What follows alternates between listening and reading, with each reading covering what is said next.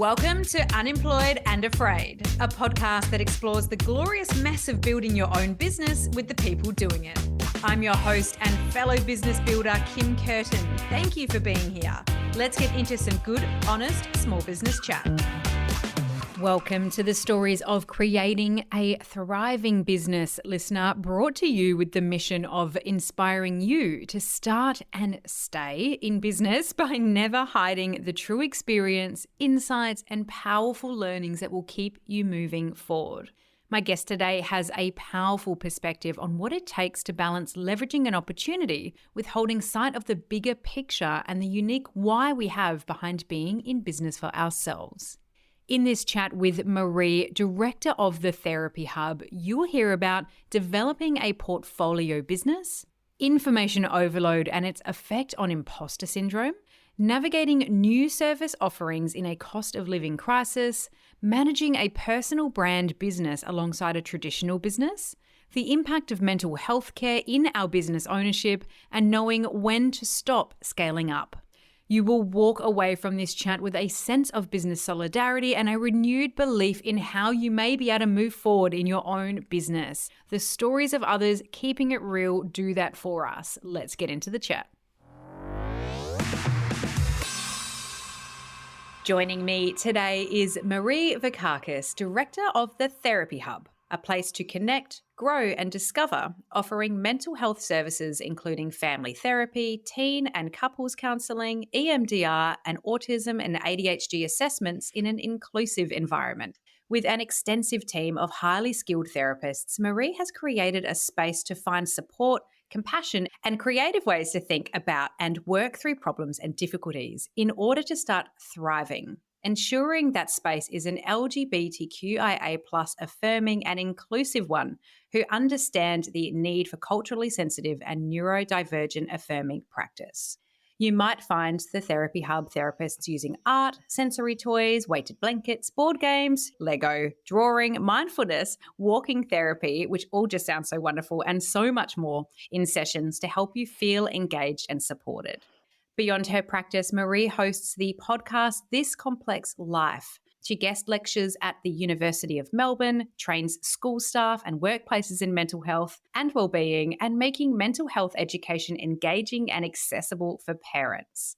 A business designed with a positive impact in mind that I am sure has had its fair share of challenges and amazing growth for the human behind it. Marie, welcome to Unemployed and Afraid. Hello, thanks for having me, Kim. To get us started today, I'd love to know about your best friend and how they might describe you. Oh, my best friend actually probably says this stuff to me a lot because I always have a lot of self-doubt actually, which is quite interesting. Maybe we can touch on that, but she'll probably say I'm very loyal, fiercely loyal, and a good cook. What kind of things do you cook? Oh, I love cooking everything. I just, last weekend I had some friends over for dinner and I tried to tap into some of my family's Cretan kind of Greek food. And so I made a huge tray of stuffed peppers and we had just all these sorts of dishes that my grandma used to make. And it was quite a beautiful, nostalgic dinner, actually.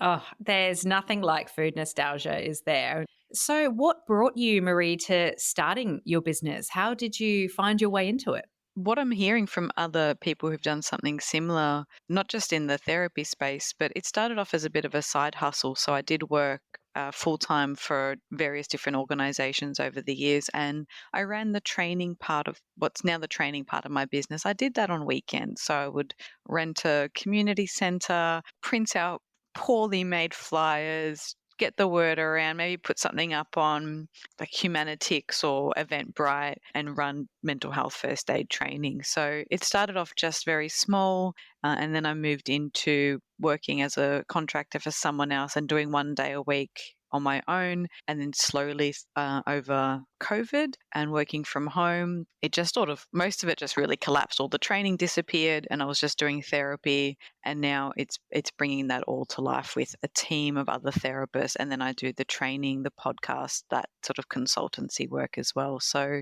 it sort of happened slowly over time, and now I've been able to have sort of like a portfolio job, but for myself. So I do client work, I do couples therapy, family therapy, I run training and workshops, some supervision, and I have the podcast. So I get to do a bit of all of that. I love this theory of the kind of the portfolio career or the portfolio business. I think this is such a cool way to redefine some of that narrative that holds us back of like, what is my business? How do I make it make sense? Like, how do I do all of this, all of these things at once that I want to do as a multi-passionate business person? And this aspect of viewing it like it's a portfolio career, it's a portfolio business. One day I'm in this, one day I'm in that can really help us reframe it, kind of get that shortcut to feeling confident in what we're doing. And it would be remiss of me not to mention the self-doubt comment that you made up front, and that, sometimes I think it's something we're all very familiar with. Do you think that by building this slowly, it was able to help you with that self-doubt, or what role did self-doubt play through that process of getting yourself into business? I think it actually made it worse because one of my strengths is as a learner. That's always whenever I do any sort of psych testing, psychometric strength based learner comes up as number one. And where that catches me out is I can access so much content and then they offer conflicting advice or different strategies. And then I think, oh my goodness, have I picked the right one? Should I have done it this way? Have I left an opportunity on the table? Have I done? And then I start to go on that. I sort of catastrophize that a little bit and think, did that come across to this? Is that matching my values? Is it fitting my marketing plan? Is it the communications thing? Do I need to? And I can get really overwhelmed with that. So then the self-doubt creeps in. And then there's the subject matter of mental health and psychology and relationships. I don't like really cliche, cheap slogans. There are some things that require a level of depth and complexity, and hence the name of the podcast is This Complex Life. I've really tried to stay away from breaking things down into really small bite-sized pieces out of context. So then that self-doubt comes in of, am I doing this justice? Am I providing enough context? Is someone going to take this and place it on their situation and it be the wrong strategy? So there is a little bit of doubt there. And I had one business coach frame it to me so beautifully, is you don't have to be an expert, it's just a contributor. So being able to share, this is my take on this, or this is my contribution, or in this moment, this is what I'm thinking, and I'm sharing that rather than it being very factual. Not that it's not factual, not that I've made things up, but it doesn't have to be the final word of something. I really understand what you mean by that. And I think so many people have that challenge of having so much that they want to share, but the sharing often happening in this shortcut, short bite version of whether it be social media for the marketing purpose side of it, or the platforms in which we're able to share some of our insight beget that snapshot of it, and it doesn't feel like it's enough, or you're fearful of the feedback that might come from people, like being like, oh, you've missed this. And I know that particular thing, I was just talking to my own psychologist about this yesterday, that fear, if I present a piece of information out there and it's far less risky. I'm talking about podcasting, you're talking about mental health, so mine is far less risky, so I appreciate that. But in the context, it's if I put a thought out there and somebody challenges it, that cold fight or flight feeling, the blood runs cold in your body and you're like, oh no, I've been exposed as I didn't know enough, or give this the right context, or, that sort of fear that comes into it. So I think just by sharing that, so many people will be like, yes, I understand that feeling completely, and how it can hold you back in putting yourself out there and doing the things that you need to do. Has that played a part in your marketing of your services, your business growth? Is that still playing a part for you? I think it always will, but I will keep trying to figure out how to let it just be more of a fleeting thought rather than a complete hindrance. And I think it's something a lot of creators face, and I'm talking people that are way, way, way, way more famous and successful, is there's a fear of something, a headline or a snippet being taken out of context and not honoring the relationship that person has with their audience. So I think of, at the moment, the comedy festivals on, and I think about how if you're a follower or a fan of a particular comedian, you kind of get their vibe, you get their personality, you kind of build a relationship. And so they might say something that's a little questionable, but you take that into the grand scheme of, I understand where they're coming from and their narrative and their values. But if you take that same one line and you just kind of plaster it somewhere, it can be seen as rude, as offensive. They could be cancelled, or even worse, doxxed. There can be some really big consequences. So I think we need to take a step back and see sometimes the bigger picture and allow people to make mistakes or not have things taken out of context. I think it is a really big risk. And so I'm hoping the more I can show up, the more people might see that, oh, I might say that thing that didn't sit well, but we have a relationship where maybe they can say that could have been done different, or did you know there's new information for that? And so I want to see it as a bit more fluid than just me dumping things and not taking any accountability, but also hoping that my audience gives me a bit of the generosity of a positive intention there. I listened to an episode of Abby Chatfield's pod, which is my absolute guilty pleasure. And she interviewed the incredible Hannah Ferguson, who is, a quite wonderful sort of political commentator and has her business Cheek Media. And, she talked about seeing the platform as a whole. She's trying to make a more positive impact in terms of how news is presented, and deep topics are represented for the, critical thinking that we also need, and the different perspective that's not so mainstream in that space. But there could be one piece of content that feels a little bit maybe inflammatory, or feels a little bit, if it's taken out of context, might it might rile some people up. But what sometimes that can do is bring a whole new audience in, so that the more broader content that's being provided, that has context, that has nuance, that has all of those things, can be then taken in. So like sometimes you've got to put stuff out there in order to get people into your cycle for the benefit of that positive impact and to get the whole picture once they're in. So I don't know if that's helpful to share with you, but I certainly found it quite helpful just to even play back to my own context. So talk to me a little bit about, I guess, more of those early phases and getting yourself going, and what it might have been like from, I guess, a bit of momentum and cash flow journey, and picking things up, putting things down in terms of services to build yourself into a more comfortable place in business. What was that like?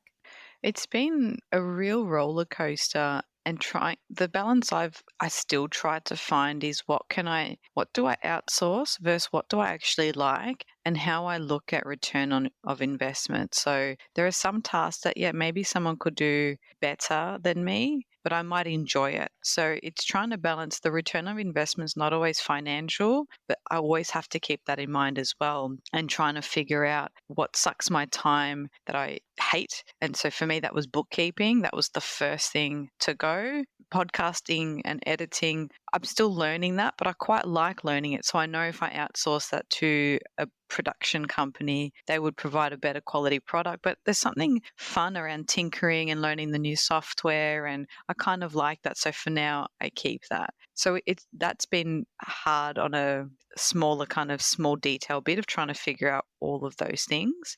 The market has changed. I know mental health is a really hot topic, but as people suffer through the impacts of cost of living, some things are becoming increasingly unaffordable. And I think some services are seen as a luxury when I wish they weren't.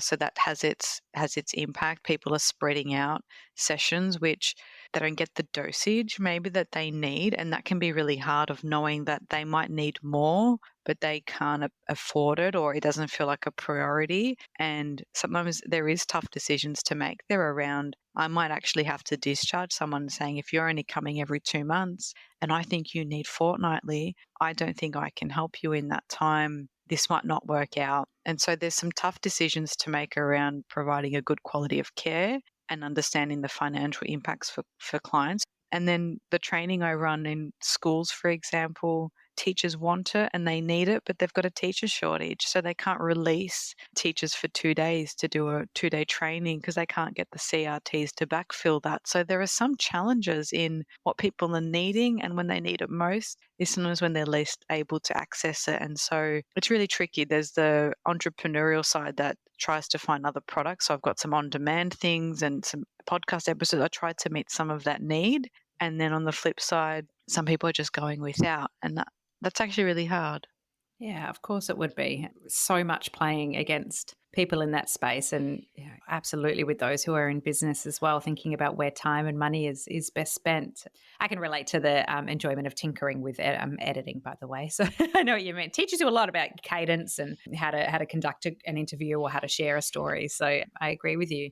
You mentioned your courses then. So that's really interesting because, thinking about the cash flow side of things and being able to grow your business and being able to service people in the same way, what brought you to creating the courses and the on-demand offerings? And what was the process like developing them? The course that I created is called Connected Teens, and it was actually trying to bring in this is what I wish people had before they came to see me. So for me, it was more I was thinking about my current client load and thinking if the parents I worked with did this course before their child came to therapy, or maybe their child might not even need therapy. So it was bringing in some of the things that I just found myself repeating over and over again in sessions and wanting to deliver that in a way that was digestible. And so then I did what I do. I learned.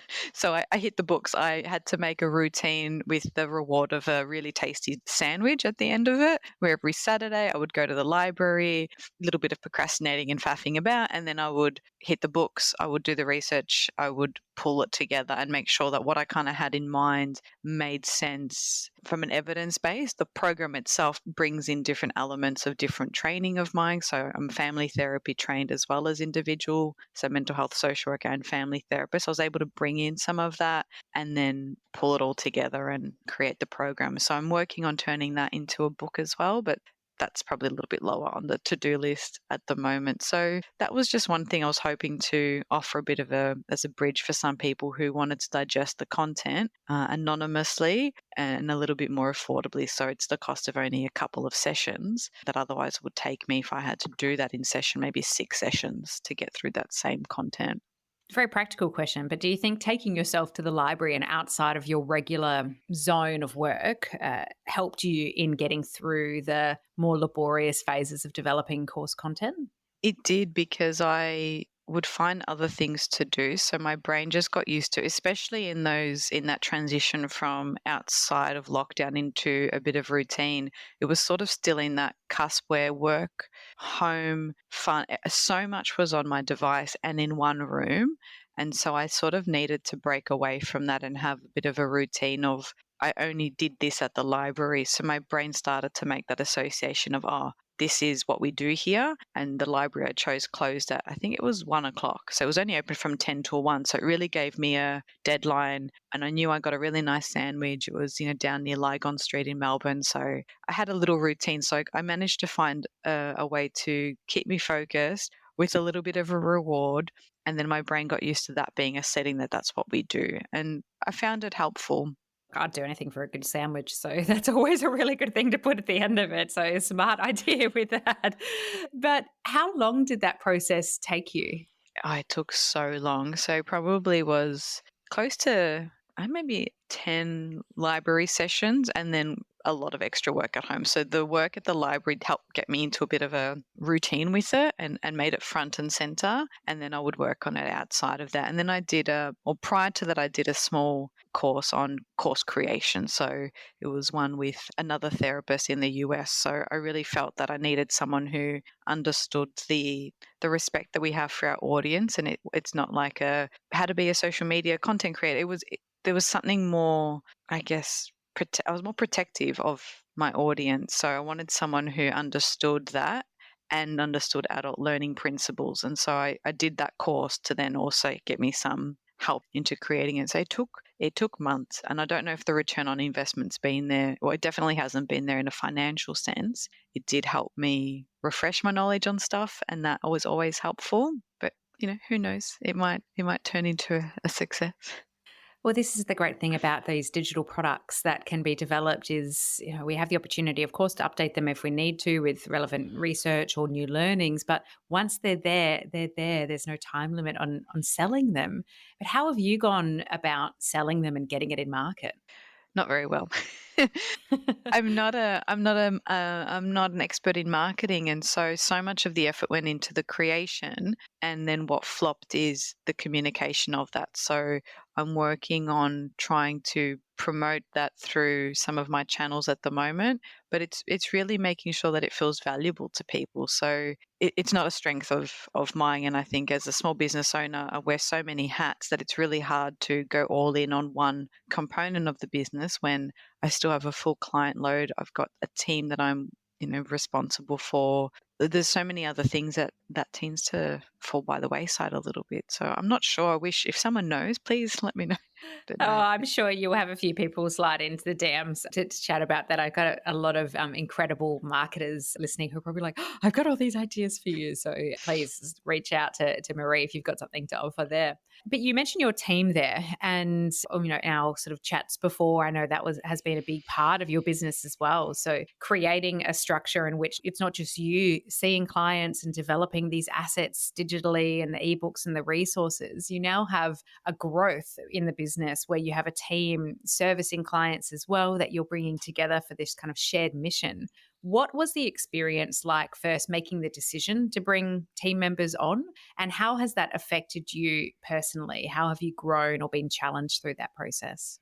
It wasn't intentional to start with. I really thought I would just work on my own. And I had a referral that was a conflict of interest. So it was someone known to me. And I really wanted to protect this referral because there was a really strong connection there. And I was like, who can I give this to that I trust? And so I reached out to a colleague of mine who was on maternity leave. I'm like, could you give this a go? And she's like, I have no infrastructure set up. I don't know what to do. I'm like, well, what if I set it up? Would you come work for me as a contractor? So I did. I found a lawyer, wrote up a contract, rented a room, and then she slowly took on more and more referrals. And so she worked with me for about 3 years and has now flown into her own practice, which is really lovely to see. And so from there, it just started. I found a room that had extra space than I was anticipating. And so I started to build a team. And it wasn't actually what I imagined because it's still actually really lonely because we're both in our own rooms seeing people. And so unless our lunch breaks overlap, you might only see someone for 10 minutes while you're waiting for the kettle to boil in between appointments. So it did offer some connection, but probably not as much as working for another organization where you have work that's not billable hours, I guess.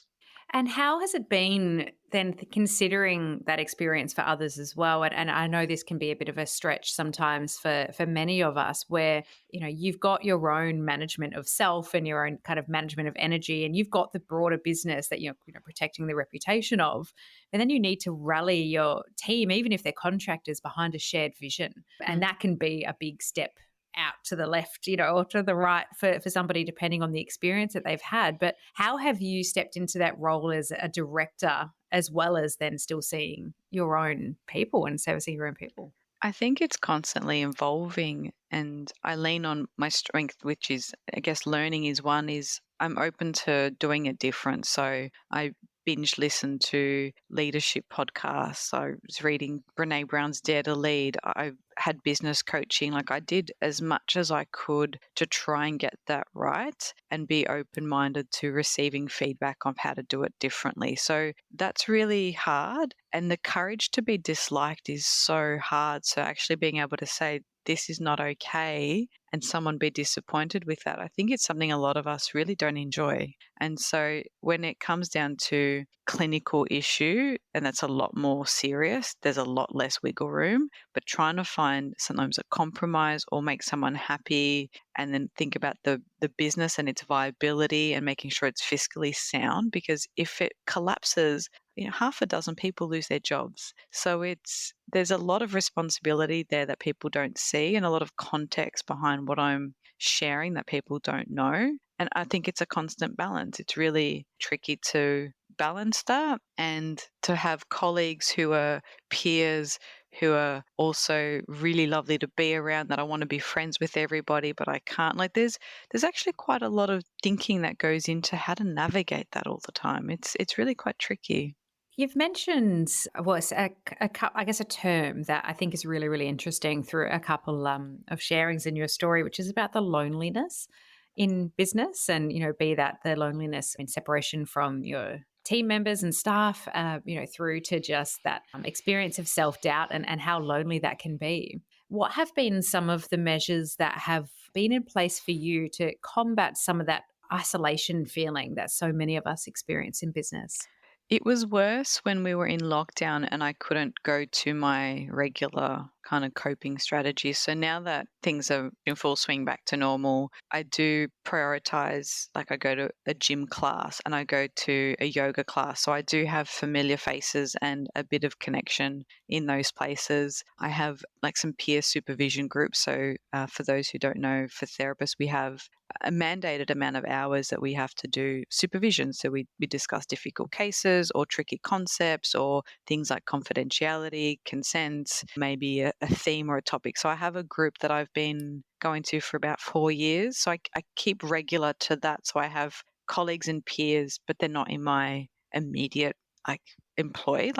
So that feels really safe where I can share things I'm struggling with, but it stays there. Business coaching has been really great, and I've attended several different programs that bring other small business owners together for networking, for learning, for connection. And so I've had to build an entire new group of friends who understand the business side of things, because other people they didn't understand. They don't understand how anxiety provoking it can be when you set something up and a button on WooCommerce doesn't work and you're losing your shit because you're like, oh my God, why won't this work? And people aren't being able to put it to their cart. And your friends are like, what are you talking about? Like, I leave work and I close the laptop. I'm like, no, this isn't working. And there's this thing about e-commerce, and they're looking at you like, what are these words you're saying? So having other small business owners who get some of that that's been the biggest help.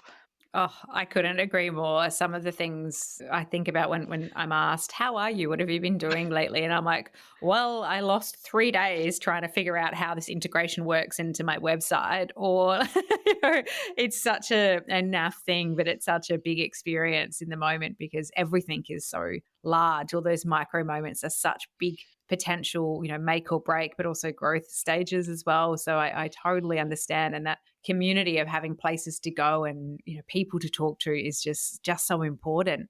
And you've talked about business coaches as well. Now I know this is, long-time listener to this episode, to this show rather, will laugh because I love business coaches and I love people who specialize and share their expertise in it, but I'm also hypersensitive to what else exists in that space and the kind of pain point marketing and the extreme cost sometimes, and a little bit of the vulnerability that we experience as business owners in what we don't know and the support we feel we need, and then how that vulnerability can be marketed to by people with less than great intention in that space. So I hold those two concepts closely linked, but I do believe that when you find someone great that you're aligned with, it can really, really push you forward. But can you tell me a little bit more about your journey with business coaches? What's worked for you, some of your fears going into it, some of the ways it's helped?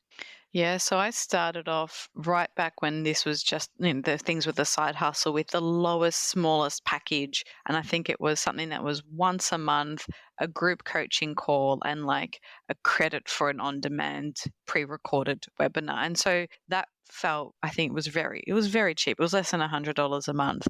And so that gave me ideas. I learned a lot from podcasts. I have a few podcasts of other therapists who built private practices that I listened to before I even took the leap. And that gave me familiarity with the language and with terminology that some things I didn't even know to ask the question. And so hearing about things like even just documentation and setting up your systems and thinking about billing and insurance and just some basic things, that familiarizing myself with the language came really through podcasts, so listening to podcasts. And then I had different coaches who I hired for different needs. So I had some who was for a very specific project or to go through sort of documentation, but I did a bit of research, so I got some referrals and recommendations from other people, but I consumed what else they had put out there. So if they had a book, I read the book first. If they had a podcast, I listened to that. I'd follow them on socials, and I tried to see if there's the proof's in the pudding, right? Like, is it someone who's actually ran a business, or if I was hiring someone for sort of governance and documentation, that's the expertise I wanted. So I didn't need them to necessarily have built huge practices and multi-million-dollar companies. I needed to know that they had knowledge of those areas. So I read and consumed what other products and services they had. and then I would sort of suss them out and then see if it was a service that I felt fitting for me. So most of the business coaches were people who had their own business, and they were mostly women. Some of them were free services. So I know there was a scheme through the Victorian government that had small business coaching bits and pieces. But yeah, I just consumed some of their content, and they're more detailed stuff. So books, blog posts, podcasts, not just like, is a really funny photo on Instagram or a really kind of slogan post on something. I wanted to sort of see if I'm learning things through what they're producing. Yeah, it's hugely important. And I think not enough of us feel confident to do that because, we do live in this quick fix kind of society and this pressure that we all have to go and get help straight away. And it's almost sometimes that reminder of, hang on, let me just give myself a little bit of calm and a little bit of trust that the right person will show themselves and I'll just engage. And it's also a really great learning set for anyone listening in terms of the life cycle of somebody seeking a coach in any way, shape or form and how it's consumed. So yeah, very interesting. Now, you've gone from side hustle to like main hustle in terms of building your business, and then now have bring back, good English, Kim, and then now have brought back what I will call a side business for just, I guess, the purpose of framing it for all of us in terms of running your practice and also having your personal offerings of trainings, workshops, speaking engagements. Can you talk to me a little bit about how you've approached bringing that into your day-to-day and how you balance servicing all the sides? Yeah, it was all meshed into one. And then I tried to split them so that anything that's sort of a one-to-many sits under my name. So just that's my website. And anything that's direct one-on-one client work, that sits in the therapy hub. So that sort of product. So that was a nice distinction. The training side, so anything that's sort of more educational is sort of one arm. And I haven't had as much time to dedicate to both. So sometimes I get pulled into the business a lot more if there's a change in the staffing or if there's an administrator on leave and I need to come back in. So I'm still trying to figure out what a balance of both looks like. I still haven't quite found it. And the thing is, probably no one cares as much as me. Like I had this idea of, once a month I'd love to do a recording and put it up. I think it's been like the last date I had in my diary is a tentative booking date to do it. Just didn't get done and no one cared or noticed. The newsletter hasn't gone out for, I think, 3 weeks because I've been backfilling an admin position. So I'm trying to find some good systems, very much atomic habits. You fall to the level of your systems, but sometimes shit just hits the fan and I just can't. And so I prioritize the bread and butter bit, which is me being there on a couch with a client and holding space for them. And when anything else that can fall by the wayside, but the client work can't. That makes a lot of sense. And I think just even hearing you talk about the fact that you had to step back into an administrative role, that's the breadth of business owner, isn't it? You're right up the top doing the governance and, also seeing clients, but you are also then doing the do sometimes, and you're like right in there. But, I think a lot of listeners will also resonate, a lot of business owners resonate with this desire to create the content that's going to help fulfill our mission to the people we want to serve in the businesses that we create, but also our mission to create businesses that can support our lives. And so things like recording a podcast episode or doing an email newsletter or doing a batch of content just like falls off. And it's probably the most frustrating cycle ever because you're like, how do I leave this at the bottom when I know it's going to bring in things at the top? But it's an experience that I can certainly resonate with, and I'm sure many people can. But do tell me a little bit about how the podcast in particular and even that email marketing, because I think the two are much in the same, content marketing in that sense, but also creating a space for other people to learn. How has the podcast affected your business? It started before the business, actually. So it was originally called Inside Social Work, and it started off when I was working at a university doing field education work. So I was going around to different locations where students were doing their placement. So for social workers, we have about 1,000 hours of placement we have to do, and some of those services needed an external supervisor as well as someone from the university that comes and checks that they're meeting all their learning requirements and it's providing the right support and structure for them. And I was interviewing some of the different, student placement hosts.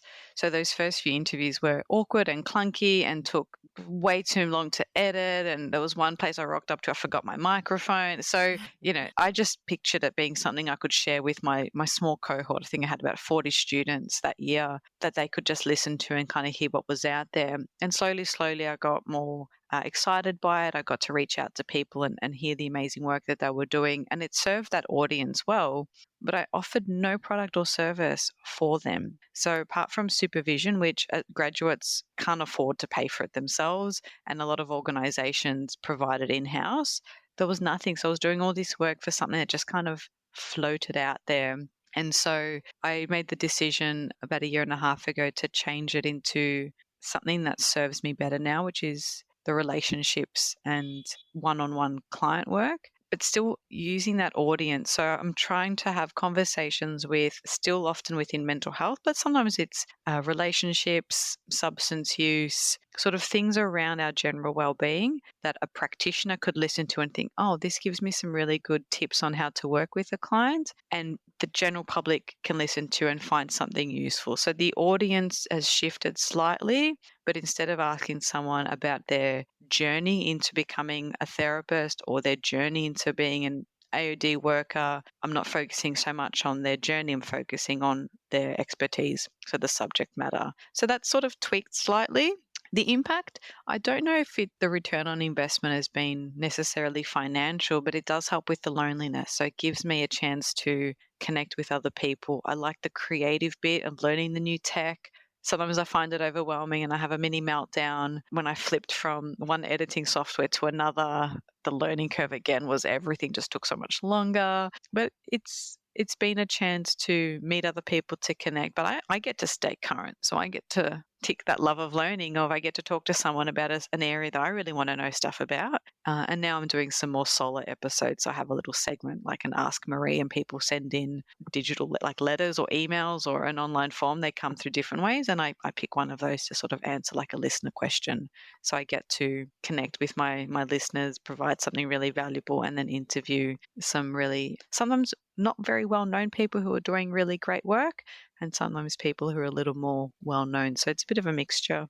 I love that. Got to laugh when you talk about the editing process and just learning. Like, it's so brutal. It can really give you those mini meltdowns. Exactly what you just said. I've had so many of them, so do not worry.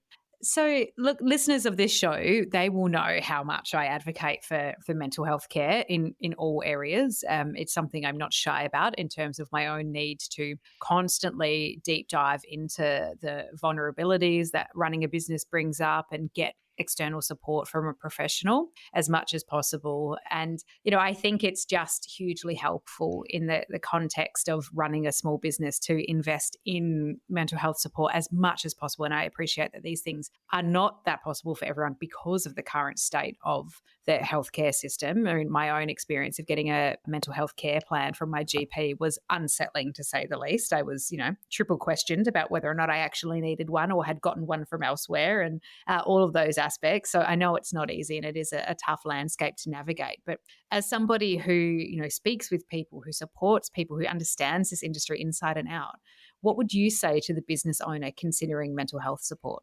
I would say that it might be something you need to factor into your overall budgeting, because it helps with the longevity of your work. Even if you're working with a coach, if they're doing something like a spreadsheet, but you don't even want to open that because that fuels you with anxiety, you need a way to understand the mindset bit of it. So sometimes it is around mental ill health and then trying to promote well-being. And then there's understanding what motivates you, why you avoid what you avoid, your money story, how to communicate your distress to your partner, maybe what to share with your kids about the finances, how to balance difficult conversations with employees. Like, that might be part of what you need to do to stay well. If you worked in an organization, there might be different levels of support, of leadership, of mentors. Maybe there's an EAP program. If you're working on your own, I think sometimes it might be taking a hard look and saying, what do I need to make this work? Because it's not a hobby, and not all small businesses can be small businesses. Some are just hobbies. And I think that's something a lot of people come to this realization of I'm not making no money. Or in order for this to be viable, I need all of these things. Maybe it's not. So sometimes there is some hard truths there, but I wish everybody did their own work, whether that is through therapy, whether that's through self-help books, whether that's through podcasts, but there's different bits that you can pull in at different times depending on what you need. It's so valuable to know yourself better, to know how you move through the world, to know how to communicate with friends and family and loved ones and partners, how to role model that to children if you're a parent. Like there's so much value in being able to have a space that you get to explore those things. Oh, absolutely. I could, trying not to like clap my hands to be like, yes, of course we should build this into our budgeting for business, in terms of what it actually brings back in ROI. We are our business in so many circumstances, and the most important thing to be invested in. And just my own experience of having that safe place to go to with someone who is not invested in my day to day, who understands more practically what's going on contextually for some of the decisions I battle with, or some of the funny little things that get in the way, procrastination tendencies over important stuff. Just like, being able to have a safe space to talk about some of those aspects, even if you don't know necessarily what you're going to bring into a session, just having that in the diary to go, okay, I've got this time and what comes out is what comes out and it is going to be beneficial. I love that advice. How are you, Marie, approaching your business growth plan right now with the current tough landscape of mental health care, but also with all of the things that you have on your plate that can potentially service your ideal client and give you that element of business support as well? How are you approaching it? I've been thinking a lot lately about the business design. So I didn't want to just keep growing. I didn't actually like that. So sometimes I thought, oh, it'd be so nice to have this beautiful clinic with all these staff and full 12-hour a day reception team. And then I thought, I would absolutely hate that. I don't want to be just a CEO or director. That's actually, I don't want that. So sometimes it's not about just thinking about expansion. It's what's the model that works for me. And so I've chosen to step a little bit back from some of that by not reducing the team, but maybe changing so some people will be moving to maybe just renting a room. So I have some collegiality, but I'm not responsible for them. And I've picked up seeing more clients because that's actually the bit I love the most. And I've built the practice to allow me to see clients and have a team who also sees clients. So if I'm spending my whole day just managing people, it's not actually what I wanted to do. I didn't do a decade of study to be in HR. So it is trying to bring it back to, I still love the work. I still keep learning. I do advanced training. I like having supervision where I get to talk about my clients. So I had to kind of readjust and figure out, well, in order for me to do those things, what else needs to change and how do I restructure it? So yeah, I'm trying to, I understand the numbers and I have a spreadsheet where I can play with different inputs and understand, okay, if I change this, if I change that, what happens? But I'm trying to optimize a bit more for lifestyle. So having some later starts so I can go to the gym and go to yoga, trying really hard at every long weekend to add that extra day in so that I get the full, like, those breaks. So I'm in a phase now where I'm really trying to do a bit of burnout prevention and a bit of lifestyle optimizing while understanding what the minimum viable product needs to be. And so I think I'm still trying to figure it out. Oh, I just think that is such a smart approach. That is, look at the numbers first and then consider that into your lifestyle. And you're absolutely right. We don't always need to be growing financially and growing in physical size of the business as well. That's really, really great approach. You have, Marie, shared so much in this chat in terms of not just the insight into your own business building and the elements of that and how you have approached it, but also just some really fantastic takeaways for the listener to be able to think about how they're approaching their own, be it from that advice that you just gave around getting really comfortable with the numbers and thinking about what growth plans look like based on the human behind it, to the mental health care, to also just the practicality around building extra resources and things in the business and getting out of our own way in order to actually promote them, which is a challenge for so many of us. How can we support you to keep doing this amazing work? What can we do for you? Well, if you have a question you want answered, you can head over to the website and put in a request for the podcast. But yeah, if you're a parent, you can check out my Connected Teens course. Even if there's a topic you want on the podcast, I think just it gives me feedback. I have a no, I can see the stats of people listening, but I never know what people think. So if you do listen or if you've checked out an episode, send me a DM or tell me like, oh, that was really great, or I loved hearing that, because it's almost like reminds me back of lockdown or running workshops where I would just be looking at the little green dot on next to the camera and being like, is it on? Is it recording? And I had no idea what's happening for people listening. So yeah, I'd love to just kind of hear from people. Absolutely resonate with that. And I have to laugh because, yeah, so much I'm like, I hope people like the pod because it's hard to get, reviews or feedback because, just the nature of long form content as well, where we're engaging with the content and, and the listeners kind of like, great, I feel really good about this. But that next step doesn't always happen in terms of sharing it and engaging and that's okay, but it does make it hard as a podcaster to know if you're providing value. So I had to laugh at that, and I will make sure that I put the links in the show notes for your podcast, but also how people can get in touch with you through the website and make it nice and easy for people to reach out. Marie, it has been an absolute pleasure chatting with you today, and I really appreciate you being part of the show. Thanks for having me. I hope it's helpful for people to maybe hear about like a therapist. I think sometimes we can be put up on a bit of a pedestal that we have to have all of our shit sorted out. And it's impossible. Like it's a never ending journey. So there was a phrase I heard recently, or actually it was something written, I think it was in Breathe magazine, and the author was sort of saying, we have this thing around always trying to be our best selves, but then that's a forever shifting goalpost. So when do you reach that? So just trying to be enough as you are and that be okay, whilst maybe striving for more, but also leaving things on the table is okay. So yeah, this is really hard, and hopefully people took something helpful out of it. I can't see how they wouldn't. And I love that we got to finish the episode on that, to know that, yes, listener, we are all in the middle of a shit show. We are doing our best and we are loving every minute of it and doing what we can. So it is absolutely perfect, Marie. I'm sure they've taken a lot away from it. Thank you for being here with me. Thanks for having me. It was a lot of fun.